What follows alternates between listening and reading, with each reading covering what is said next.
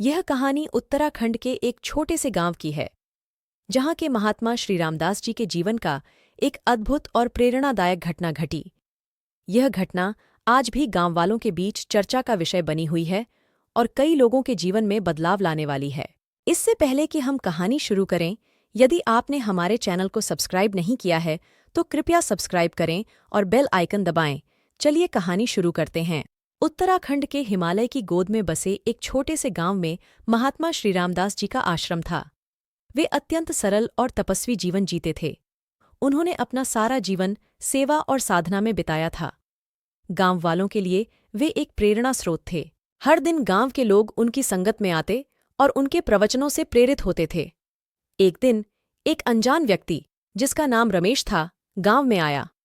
वह किसी कठिन परिस्थिति से गुजर रहा था और मानसिक शांति की तलाश में था।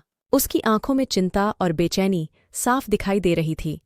रमेश ने गांव वालों से श्री रामदास जी के बारे में सुना और उनसे मिलने का निर्णय लिया। रमेश आश्रम पहुंचा और महात्मा जी के चरणों में प्रणाम किया। श्री रामदास जी ने उसकी आंखों में उसकी व्यथा को पढ़ लिया और उसे बैठने को कहा। रमेश ने अपनी परेशानी बताते हुए कहा, महात्मा जी, मेरा व्यवसाय बर्बाद हो गया है। मैं मानसिक रूप से बहुत परेशान हूं। मुझे कुछ भी सही रास्ता नहीं दिख रहा। क्या आप मेरी मदद कर सकते हैं? महात्मा जी ने उसे ध्यानपूर्वक सुना और कुछ क्षणों के लिए आंखें बंद कर लीं। फिर उन्होंने कहा, रमेश, जीवन में हर समस्या का समाधान होता है।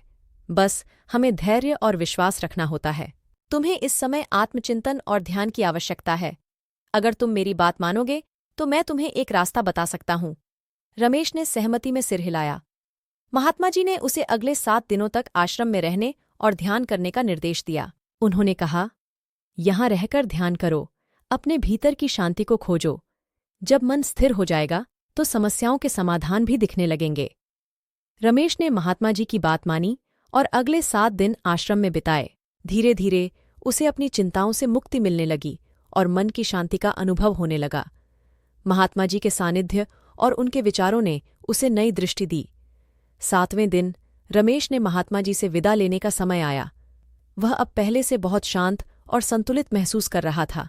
उसने महात्मा जी को धन्यवाद दिया और कहा, महात्मा जी, आपकी कृपा से मैंने अपने भीतर की शांति को महसूस किया है। मैं अब अपने जीवन में आगे बढ़ने के लिए तैयार हूं। कृपया मुझे आशीर्वाद दें। महात्मा जी ने मुस्कुराते हुए कहा, रमेश, याद रखना, असली शक्ति तुम्हारे भीतर ही है। जब भी कठिनाइयां आएं, ध्यान और आत्मचिंतन का सहारा लेना। हमेशा अपने भीतर की आवाज सुनो और विश्वास रखो। भगवान तुम्हारे साथ हैं। रमेश ने महात्मा जी के चरण स्पर्श किए और वहां से विदा ली। गांव के लोग भी इस घटना से बहुत प्रभावित हुए और उन्हें भी ध्यान और आत्मचिंतन का महत्व समझ में आया। इस घटना ने रमेश के जीवन को पूरी तरह बदल दिया। उसने अपने व्यवसाय को एक नई दृष्टिकोण से शुरू किया और कुछ ही समय में सफलता प्राप्त की। वह समय समय पर महात्मा जी के आश्रम आता और उनके आशीर्वाद प्राप्त करता।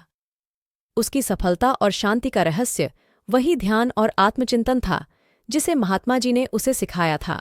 महात्मा श्री रामदास जी का यह अनूठा आशीर्वाद आज भी गांव वालों और रमेश के जीवन का हिस्सा है। उनकी सीख और उनके विचार आज भी लोगों के जीवन में सकारात्मक परिवर्तन ला रहे हैं। यह कहानी हमें यह सिखाती है कि सच्ची शांति और समाधान हमारे भीतर ही है। बस हमें उसे खोजने की आवश्यकता है। ध्यान और आत्मचिंतन के माध्यम से हम किसी भी कठिनाई का सामना कर सकते हैं और जीवन में सफलता प्राप्त कर सकते हैं।